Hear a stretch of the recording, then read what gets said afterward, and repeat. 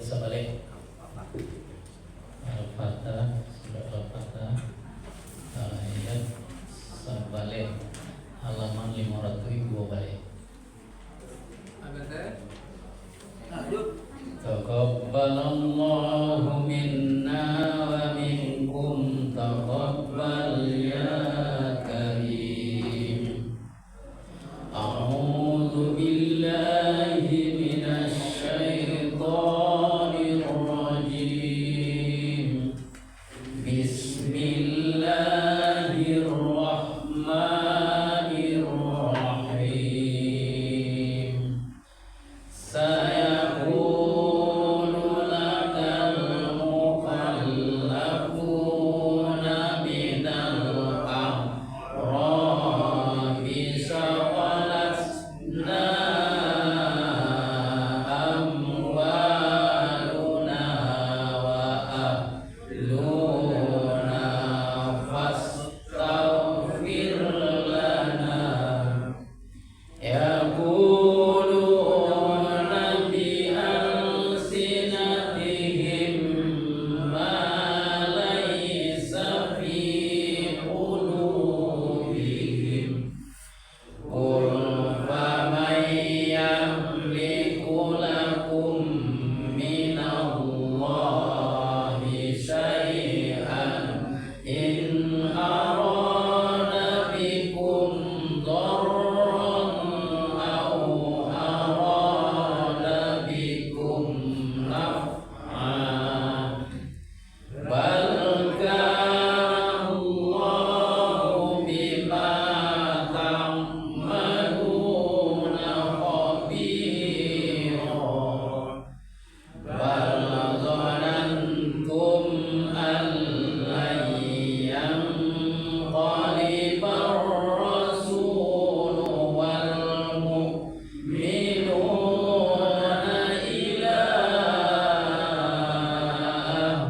ahlihim abadan wa zuyyina dzalika fi qulubikum wa dhanantum dhannas saw wa kuntum qauman bura.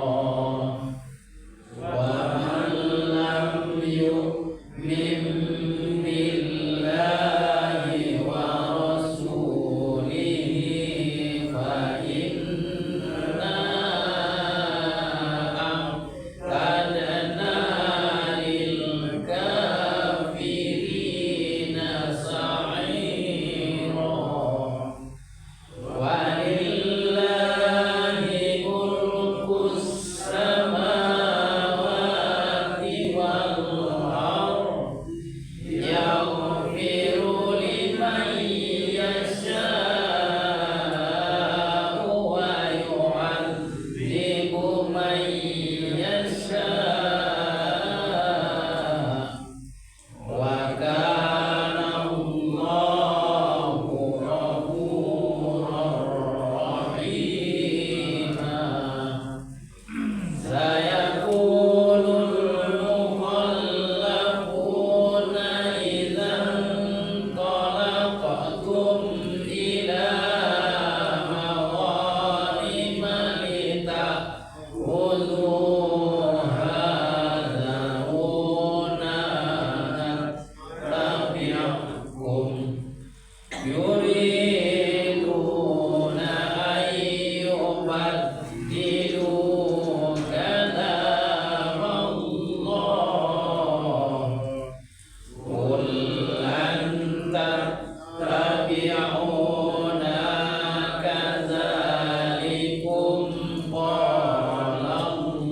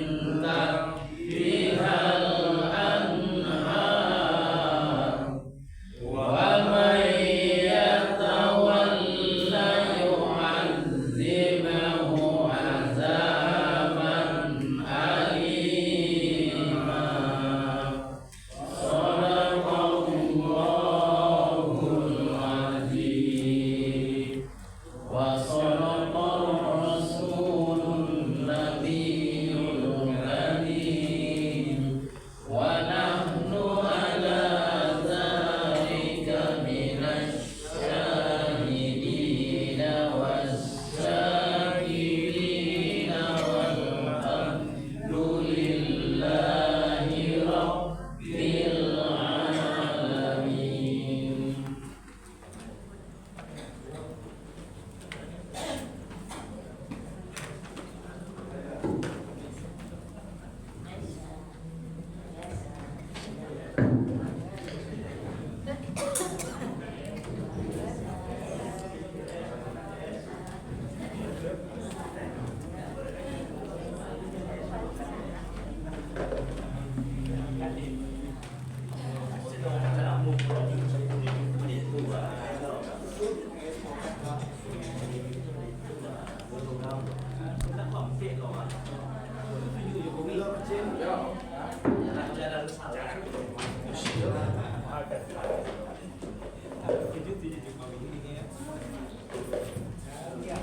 Bu,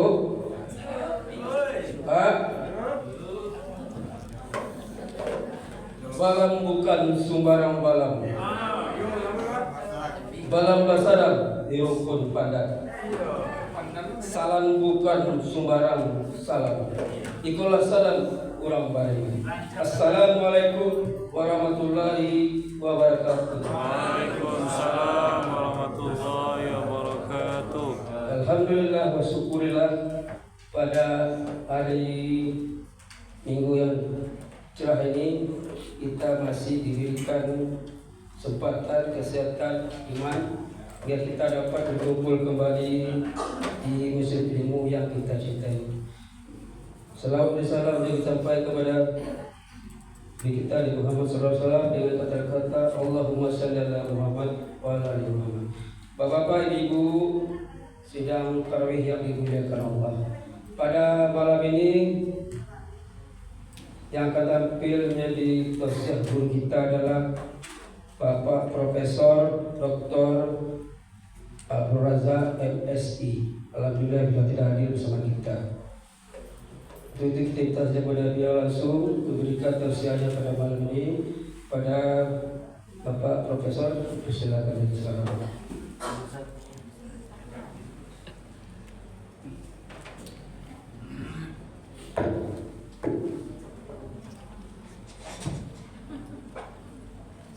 Izin dulu Pak ya, minum dulu.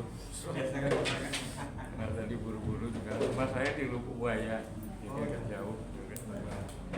Tidak apa-apa, saya senang sekali.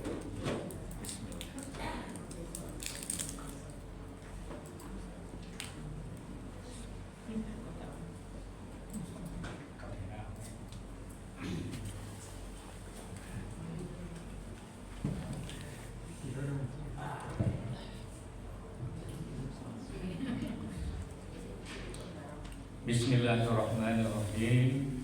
Assalamualaikum warahmatullahi wabarakatuh. Waalaikumsalam warahmatullahi wabarakatuh. Alhamdulillahi rabbil alamin. Alladzi khalaqal mauta wal hayata liyabluwakum ayyukum ahsanu amala wa huwal azizul ghafur.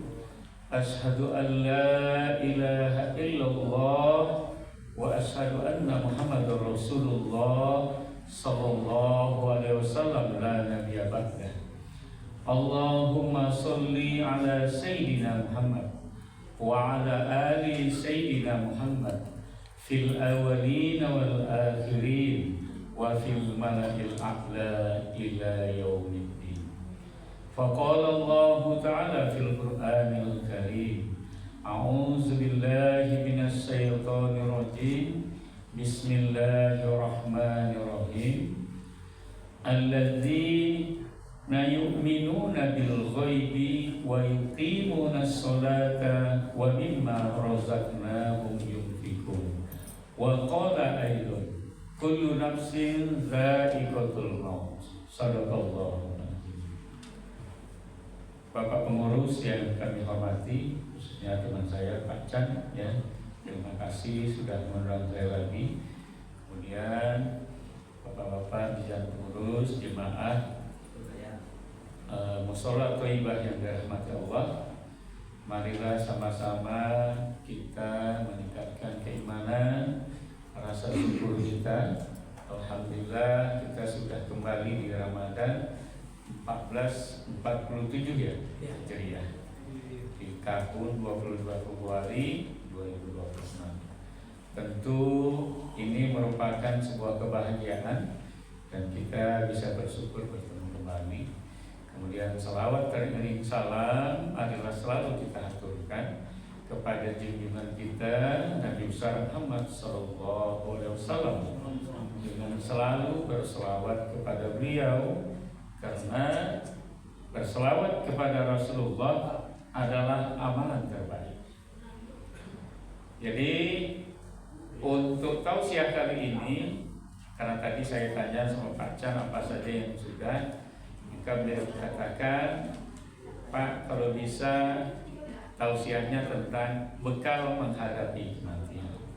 Sebagaimana di awal ayat kita sampaikan di surah Al-Mulk, bahwa Allah menciptakan kehidupan dan kematian untuk menguji siapa yang memiliki amal terbaik di antara kita.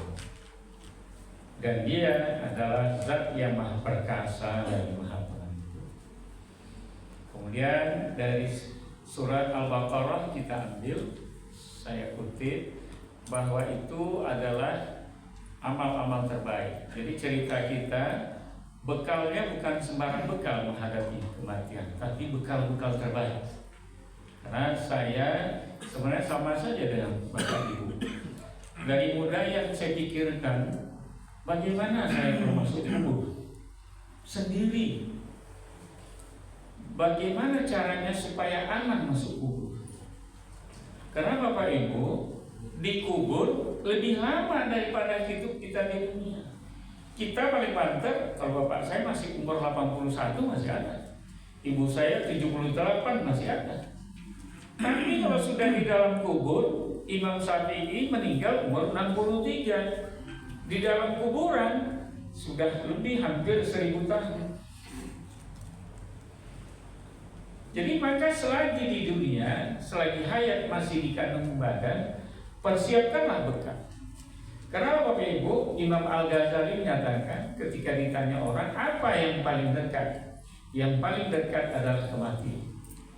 Tadi pagi Bapak Ibu, teman saya Deputi Menteri Koperasi, ketua saya di Tani Merdeka Indonesia bersama Presiden kita Pak Prabowo. Saya kebetulan wakil ketua DPW Tani Merdeka Sumatera Barat.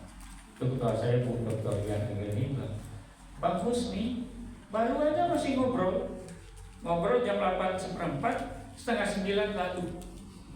Sakit apa? Nggak ada. Bayangkan Bapak, saya pun termenung, Masya Allah. Nah itu saya bilang sama ketua saya, itu yang paling dekat itu kematian. Maka kita harus menyiapkan bekal. Bapak Ibu yang seusia saya ataupun yang di bawah, yang mulai rambutnya ada ubannya, bersiap-siap loh. Sudah harus mempersiapkan diri, karena malaikat maut sudah 70 kali melihat kita tiap hari. Dia merasa panjang umurnya, bahaya. Nanti diambilnya nyesal, karena bekal kita nggak cukup. Maka Rasulullah menyampaikan, banyak ustaz, ada 3 bekal utama. Dalam arti secara umum, tapi dari yang 3 ini saya pilihkan yang terbaik. Apa bekal kita terbaik? Di Ramadan ini kita disuruh oleh Rasulullah agar kita mempersiapkan diri untuk melaksanakan amal-amal soleh. Apa amal soleh terbaik? Seperti sabda Rasulullah, amal soleh terbaik itu sholat tepat pada waktunya. Dan ini sangat dicintai Allah dan sangat dibenci sama iblis.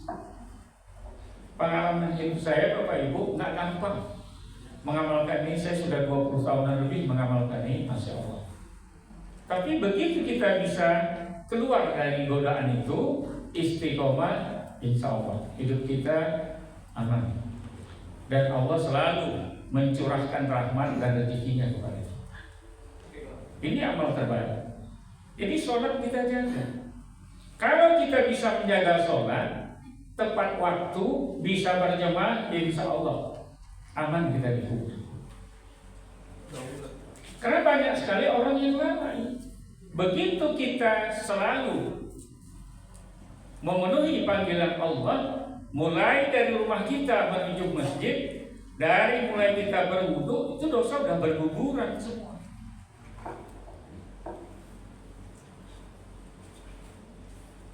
Lantas kalau dosa besar Pak Raja gampang, ada bacanya. Kalau mau gugur juga dosa besar.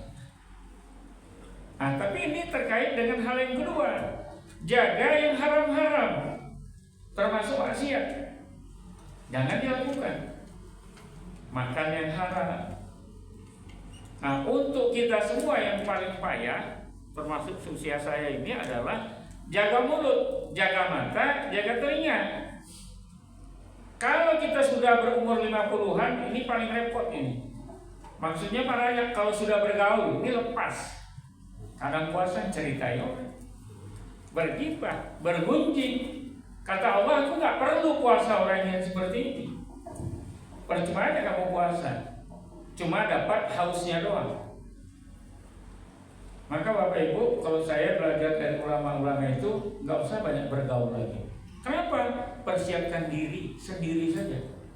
Di rumah, ke kantor mungkin, kemudian ke masjid sudah.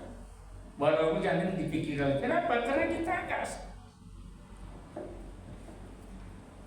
Karena yang namanya mulut susah kali kalau tidak mengunjungi orang, kalau tidak menceritakan aib orang, kalau tidak menceritakan keburukan orang, atau kitanya sendiri yang bergunjing, atau kita membanggakan diri dengan orang. Na'udzubillah min dzalik.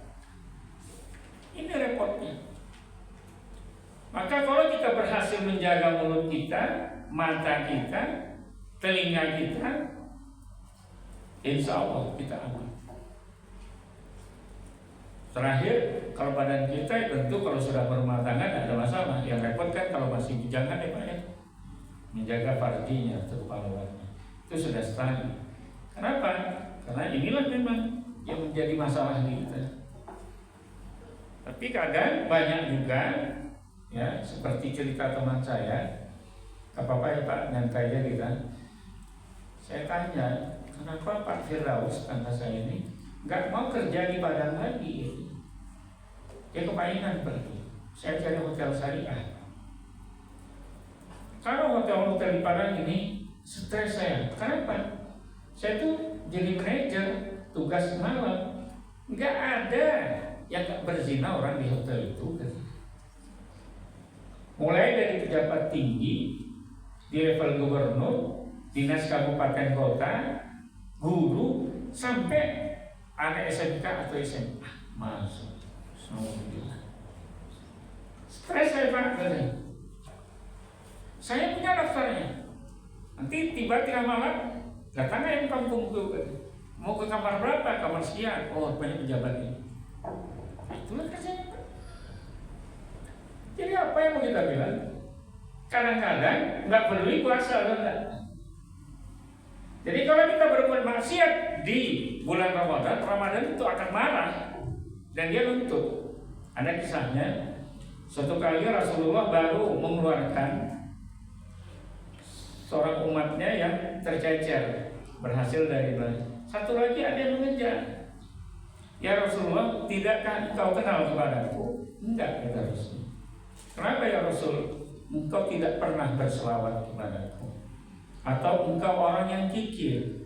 Ketika namaku disebut, Allahumma sholli ala sayyidina Muhammad, atau orang menyebut Nabi Muhammad, engkau tidak berselawat kepadaku. Tapi walaupun begitu, Rasul mau mendoakan, ditahan sama malaikat. Jangan ya Rasulullah. Kenapa? Dia ini ketika orang berpuasa bulan Ramadan, dia kerjanya buat maksiat. Ya enggak jadi. Kalau begitu kata Rasulullah, aku nggak berani berhadapan dengan Allahku. Karena Ramadan diturunkan Allah khusus untuk kita. Karena Nabi Musa kan pernah nanya, wahai Rabbku, siapa hamba-hambamu yang paling mulia? Yang paling mulia itu umat Muhammad. Ditanya lagi dalam kisah yang lain, apa bedanya diriku dengan Muhammad kekasihmu, ya Allah? Kalau engkau yang Musa, apa-apa engkau minta. Kalau Muhammad kekasihku enggak. Justru dia enggak minta. Sebelum dia minta, aku yang tanya, apa yang engkau mau ya Muhammad? Itu bedanya. Makanya Bapak Ibu, setelah kita tadi sudah tahu sholat, ya, kemudian menghindarkan maksiat ini, apa lagi yang harus kita lakukan supaya kita selamat? Yang ketiga kata Rasulullah, banyaklah bertaubat. Siapa sih yang nggak punya dosa? Tapi sebaik-baik anak Adam, orang yang berdosa adalah orang yang mau kembali atau orang yang mau bertaubat. Jadi bekal terbaiknya apa aja kita rinci. Pertama, sholat tadi sudah kita usahakan tepat waktu. Kalau susah gimana Pak Raja? Minta kepada Allah supaya bisa istiqomah. Kita ini doi, kita ini lemah. Siapa sih yang kuat? Bangun di sepertiga malamnya akhir, apalagi di curah pertama 1 sampai 10 Ramadan ini, hujan rahmat. Apapun doa kita kepada Allah, apalagi akan berbuka, Allah itu membuka 70.000 hijab. Doa kita bypass, dikabulkan. Minta, ya Allah, jadikan aku hamba-Mu yang taat. Tiap kali dengar azan bisa langsung pergi ke masjid atau mushola. Bisa, insya Allah. Tapi tentu Bapak Ibu juga belajar juga tentang sholat. Ini fikih terbanyak itu sholat, Pak. Saya pernah di Steba mengajarkan fikih sholat itu 2 tahun. Memang tiap bulan. Ada berapa jilid dari kitab Ihya Ulumuddin yang diterjemahkan oleh murid Imam Al-Ghazali. Saya punya bukunya. Nah, itu yang saya ajarkan sampai yang belum itu sholat gaib, sholat khusus Pak, sholat yang bermakrifat. Ya, karena waktu itu saya belum belajar makrifat. Kalau sekarang sudah, alhamdulillah. Jadi sholat itu menjadi tameng kita. Kalau Bapak Ibu nggak sholat, apa yang terjadi? Di kubur Allah mendatangkan namanya sebuah ular, as-suja, aquail namanya, yang kerjanya nanti mematuk kepala kita hancur, utuh lagi begitu sampai hari kiamat. Itu ancaman. Nauzubillah min dzalik. Jadi sholat ini maha penting. Satu-satunya ibadah yang langsung dijemput. Rasulullah melewati Sidratul Muntaha. Di atasnya lagi kehadiran Allah. Hanya Rasulullah yang bisa seperti itu. Maka kita diwajibkan Allah seperti itu. Itu yang harus kita jaga. Kemudian apalagi yang terbaik Pak Raja? Amalan terbaik sedekah. Karena selalu wa aqimus shalah wa atuz zakah. Di masa Rasulullah ternyata Bapak Ibu orang jarang berzakat. Saya minum lagi ya. Izin Pak. Udah abstrak suaranya. Jadi para sahabat yang kaya, Utsman bin Affan, Abu Bakar, Umar, kalau Ali tidak miskin, itu nggak ada yang mau dizakatkan lagi, karena sudah habis disedekahkan. Pertanyaannya, sedekah apa yang utama Pak Raja? Gampang, kasih takjil orang berbuka puasa. Itulah sedekah yang paling utama di bulan Ramadan. Setiap kali sesuap nasi, seteguk air yang masuk ke perut orang itu, nanti itu cahayanya sampai ke kalbu kita. Kalau orang yang belajar makrifat, cepat sekali diberikan cahaya makrifat itu oleh Allah. Nah, itu dia kuncinya. Dan ini sesuai dengan pertanyaan Nabi Musa juga kepada Allah. Apa ya Allah amalan terbaik? Engkau memberikan sedekah, makanan, minum kepada orang yang lemah. Itulah sedekah terbaik. Maka Bapak Ibu, saudaraku semua, tiap harilah bersedekah. Kalau saya modelnya diajarkan saya Halija biar guru saya punya katilin tiap hari. Nah, kalau sekarang saya alhamdulillah Pak, ada masalah di masjid saya ngasih makan anak-anak yang habis Quran. Sudah berapa hari ini, Masya Allah, habis uangnya semua, tapi saya bahagia. Dan luar biasanya, langsung uang saya dibalas. Keluarnya cuma 150.000 per hari, kemarin dikasih uang 2 juta lebih. Saya bingung, ini uang dari mana sih? Kalau tunjangan guru besar Pak, PNS belum keluar. Sama dengan tunjangan guru sertifikasi. Bulan Januari, Februari paceklik. Dia akan ada 1 Maret baru keluar. Kenapa? Dibungakan sama WP. Jadi saya bingung, udahlah nggak punya duit, nggak punya tunjangan GP. Wah, ini diuji terus sedekah. Tapi saya senang saja. Saya keluarkan aja, saya habis-habisnya. Ada saja yang isi. Terakhir kalau saya, Bang, ini ada kerjaan, saya kasih ke Bang uangnya, atur ya. Alhamdulillah. Jadi Bapak Ibu Saudara semua, sedekah aja, nggak usah mikir-mikir. Kasihkan aja berapa yang ada. Allah ganti pasti. Kita berjual beli dengan Allah. Pasti. Dan saya sudah sangat sering. Sedekah yang kecil-kecil saya ini saya ceritakan apa aja Bu ya, bukan saya bangga. Pertama berhasil bangun masjid saya mengumpulkan uang 1,3 M. Jangan tanya dari mana uangnya Pak Raja, saya juga nggak tahu.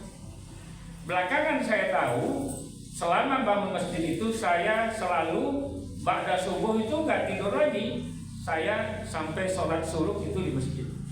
Rupanya itu sholat pembuka rezeki. Udah belakangan dulu. Kemudian ketika mengantar anak saya ke Arisalah 6 tahun, tiap hari dimintai katilin. Saya isi aja sampai dompet saya hilang. Terakhir setelah anak saya hampir tamat, sudah 5, orang ngumpul katilin itu bilang, Pak, datanglah ke musola Baitul Rahman itu. Kenapa? Kan itu Bapak yang paling banyak nyumbang. 6 tahun lebih Bapak nyumbang, Masya Allah. Saya nggak merasa apa-apa. Tiap lewat masuk, tiap lewat nggak berapa, saya kasih data dulu. Pokoknya dompet itu habis, istri saya sering ngomel, ini orang di jalan gimana? Nih, istri saya tuh tantenya Pak Eka itu. Jadi kadang-kadang dia ngomel, pergi kemana-mana bawa dompetnya kok kosong katanya. Ya dibuat sedekah. Tapi saya nggak pernah mau cerita sama istri saya. Bagi saya, sedekah terbaik itu di samping ngasih makan, tersembunyi. Saya nggak mau ada yang tahu. Berapapun uang saya habis, kalau sedekah istri saya sudah ngerti aja. Jadi luar biasa. Terakhir bisa membangun rumah imam. Saya juga nggak ngerti juga. Hanya tiap hari nyicil, terkumpul sekian juta. Masya Allah. Jadi luar biasa Pak, sedekah subuh itu. Jadi ketika kita akan ke masjid, masukkan berapa doa. Karena ini teringat doa Bapak Ibu, saya saran selama bulan Ramadan ini tiap kali baca Quran, tapi saya tidak mengajari, Bapak Ibu usahakan doa yang diajarkan Rasulullah kepada Siti Aisyah. Allahumma innaka afun karim tuhibbul afwa fa'fu anna ya karim. Itu doa supaya kita dapat malam Lailatul Qadar. Jadi kalau Bapak sering baca Quran, minta itu. Bapak Ibu sudah ada nggak Lailatul Qadar? Sudah, ada perangan. Dia 3 tipe model. Ya saya tahu karena pernah ngalaminya. Jadi nanti modelnya ada kilatan di tengah malam. Kalau hari Rabu, kata guru saya, Lailatul Qadarnya insya Allah tanggal 29 malam Pak. Dia tergantung awal Ramadannya. Kalau hari Kamis beda lagi. Kalau saya tidak salah itu 21 Ramadan. Kalau hari Minggu lain lagi. Jadi ada kebiasaannya. Siapa yang paling sering ulama yang dapat malam Lailatul Qadar dari muda? Itu Syekh Abu Hasan As-Sajili Kutub Rabbani, cucunya Rasulullah juga. Jadi kalau Bapak Ibu minta kepada Allah, mungkin tiap ngaji doa, minta. Kan Allah janji, pasti Allah ijabah. Luar biasa Pak, lebih baik daripada beramal 83 tahun atau lebih dari 1000 bulan. Kan sayang kita lewatkan kan. Kemudian yang terakhir untuk taubat ini saya kasih satu, istighfar, sholat taubat, dan sholawat. Ini yang terbaik. Istighfar belum cukup, karena istighfar itu ampunan kita. Supaya dia betul-betul habis, sholat sunat taubat. Apa rahasia sholat taubat ini? Bapak Ibu nggak bakalan bisa sholat tahajud kalau ada dosa hari itu. Coba deh. Saya lama belajarnya Pak, mencari ilmu ini. Tapi nggak apa-apa, saya kasihkan saja. Puluhan tahun saya dari muda tahajud, kok nggak bisa tiap hari ya? Saya inginnya tiap hari. Setelah belajar dengan Kiai Haji Muhammad Zaini bin Abdul Ghani, apa katanya?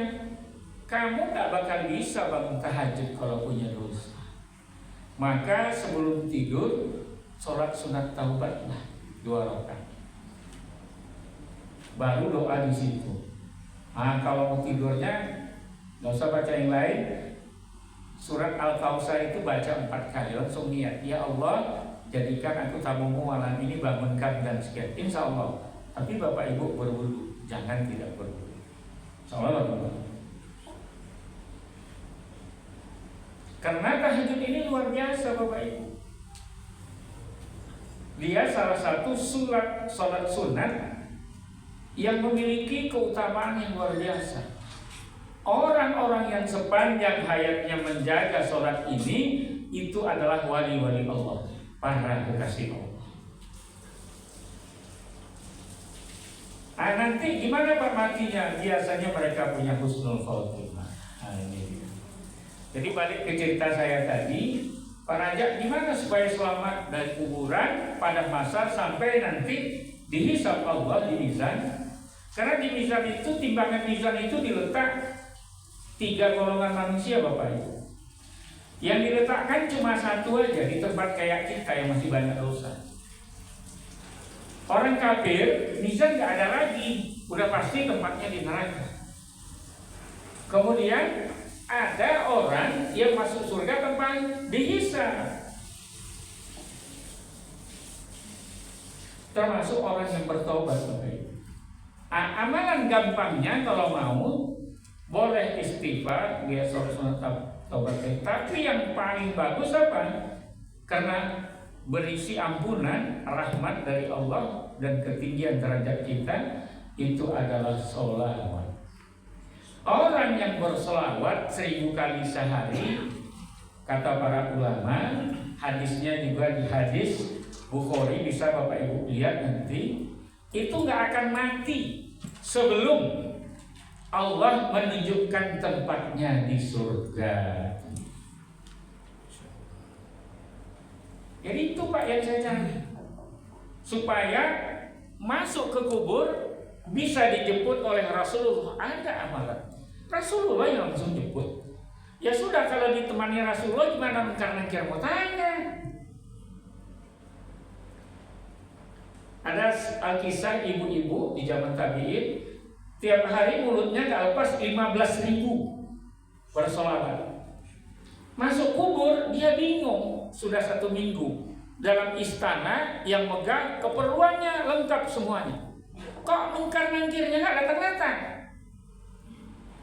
Dia mimpikan anaknya, ibu gimana? Aman saja nak. Ibu di mana? Di istana yang sangat megah. Cuma ibu heran, kok mungkar nangkirnya gak datang-datang tadi? Ya gimana? Mungkar nangkirnya sudah dihijab, gak boleh masuk situ, ganggu. Kenapa? Ini sholawat adalah amal terbaik. Suatu ketika kan Rasulullah nanya kepada Jibril, ya Jibril, tanya deh kepada Allah, apa amalan terbaik? Naik Jibril sebentar, gak lama turun lagi, udah dapat jawabannya, iya. Ya Rasulullah, Allah kirim salam untukmu. Ya waalaikumsalam. Apa kata Allah? Amalan terbaik umatmu itu ya Rasulullah, shollu alaika, bersalawat kepada engkau, itu kata Allah. Allah sendiri di surah Al-Ahzab 56 bilang dia saja bersama malaikat. Kita yang beriman disuruh. Maka Bapak Ibu, kalau ingin amalan sederhana, bypass masuk kubur, gampang lewat sirot, langsung nanti masuk telaga Al-Kautsar, gak bakal dihisab. Pesan saya cuma satu, baca saya sholawat 1000 kali doa. Apa sih Pak ya? Paling cuma 15 menit. Kalau saya 10 menit aja selesai itu. Yang pendek-pendek aja, sholli ala sayyidina Muhammad. Kalau Bapak Ibu yang pemarah kayak saya, bacanya sholli ala Muhammad cukup. Atau sholli alaika, jangan ada kata Allahnya. Tapi kalau yang nggak pemarah nggak apa-apa. Tiap ada. Berapa kali lah Pak pagi itu? Kalau sudah lisannya itu terbiasa, insya Allah janji husnul khotimah. Dan gak akan dia mati sebelum diperlihatkan Allah surga. Itulah luar biasa. Gak usah banyak-banyak amalan. Jaga sholat, suka sedekah, suka selawat, cukup. Itulah amal terbaik. Jadi gini Bapak Ibu, makin kita pelajari sampai ke makrifat, Islam itu sangat gampang, sangat mudah. Kita merasa berat gara-gara ilmunya nggak punya. Tapi kalau kita pelajari sampai makrifat Bapak Ibu, Masya Allah, Allah pengasih penyayang. Apapun kebutuhan kita, sayangnya kita nggak kenal sama dia. Contoh, kalau udah buat dosa, nanti digoda iblis. Udah polan, kamu kan dosa kamu banyak, udah ngapain lagi kamu beramal? Kamu pasti masuk neraka. Kalau sudah begitu, kacau kita kena godaan setan dan iblis. Nah itu putus asa jadi. Padahal 100 orang pun yang kita bunuh, lantas kita bertobat, taubatan nasuha, masih Allah ampuni. Begitulah. Di zaman Rasulullah ada pula. Pas hampir jam 9, 1 menit lagi Bapak Ibu, ada seorang pemuda kerjanya bongkar kuburan. Kuburan itu hartanya diambil sampai kapan-kapannya. Suatu kali dia memperkosa wanita cantik. Mayit ini protes, kamu kejam sekali. Akhirnya dia sedih karena mayat itu terbangun, malu dia. Datang ke Rasulullah, ingin taubat. Ya Rasulullah, perangai saya puluhan tahun begini. Terakhir saya memperkosa mayat. Merah muka Rasulullah. Rasulullah buang muka. Akhirnya orang itu pergi dengan tangisannya. Melulung dia malam-malam, semalaman dia menangis. Turun Jibril. Wahai Rasulullah, kenapa engkau seperti itu? Allah sampaikan, memang dia orangnya keji, tapi dia betul-betul ingin bertobat. Allah menerima tobatnya. Apa yang bukan? Begitunya keji orang itu, Rasulullah pun merah, jarang-jarang Rasulullah itu marah kayak gitu. Tapi diampuni juga. Begitulah Allah dengan ampun. Kok kita nggak mau minta ampun? Kalau Bapak mau minta ampun sering-sering, rezekinya murah, doanya terkabul, insya Allah apa saja yang diminta dapat. Nanti kisahnya ada lagi pada waktu yang lain. Jadi inilah bekal terbaik kita menghadapi kematian. Jagalah sholat kita tepat waktu, berikanlah sedekah terbaik, istighfar atau banyak sholawat kepada Rasulullah. Kalau dosa kita banyak, agar langsung diampuni Allah, bacalah la ilaha illallah. Karena aras itu bergetar. Dia minta kepada Allah, ya Allah, kami tidak akan berhenti bergetar sampai engkau mengampuni orang. Akhirnya Allah katakan, aku ampuni polan, barulah mereka diam. Begitulah hebatnya tahlil. Jadi Bapak Ibu, bagi yang banyak dosa, tahlil banyak, istighfar banyak, selawat banyak. Insya Allah hati lapang, tenang. Dan kalau bisa mengamalkan sampai akhir ayat 1000 kali, maka jaminannya surga. Nggak ada lagi masalah dari kuburan pada masa sampai nanti masuk surga bebas. Bukan saya yang menjamin, Rasulullah yang menjamin. Nanti gimana? Buktinya para raja, nanti Bapak Ibu ketemu Rasulullah. Cek. Kalau sudah istiqomah pasti ketemu. Kalau saya kok saya ditanya, apa nanti saya jadi itu ya Pak Hasan ya, tapi Pak Hasan boleh nanya lewat telepon. Pak Raja pernah ketemu Rasulullah, nanti saya sampaikan. Luar biasa Pak, kalau sudah ketemu rugi kita. Dan orang yang ketemu Rasulullah nggak bakal lagi disiksa. Itu janji Allah. Jadi nggak ada yang susah dalam agama ini, mudah semuanya. Cuma karena ilmunya nggak ada, nggak kita pelajari sampai tuntas, kita yang meraba-raba. Jadi saudaraku semua, Bapak Ibu, belajarlah kita tentang agama kita, siapkan bekal kita menuju kematian, insya Allah kita gampang dan memperoleh husnul khotimah, aman di kuburan, aman di hari bangkit, dan aman lewat sirat, dan sampai bertemu Rasulullah di padang mahsyar. Masya Allah. Itu saja. Banyak maaf. Billahi taufiq wal hidayah. Wassalamualaikum warahmatullahi wabarakatuh. Waalaikumsalam warahmatullahi wabarakatuh.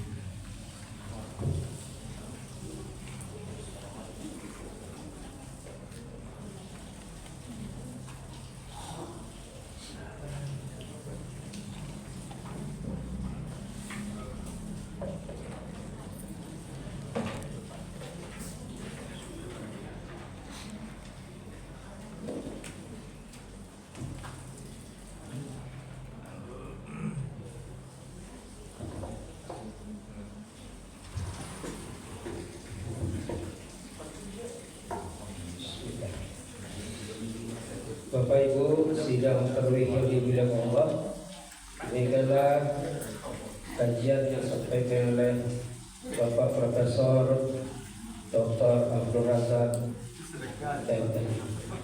Semoga dapat rahmat bagi kita semua.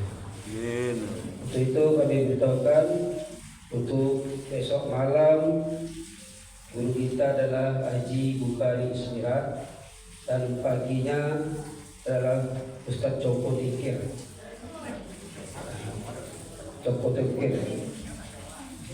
Marilah kita ramaikan besok pagi dan malamnya. Semoga di Ramadan ini kita mendapat ilmu dengan Ustaz-Ustaz pilihan pada pagi ini. Demikian, terima kasih. Jadi kurang mohon maaf. Assalamualaikum warahmatullahi wabarakatuh. Waalaikumsalam warahmatullahi wabarakatuh.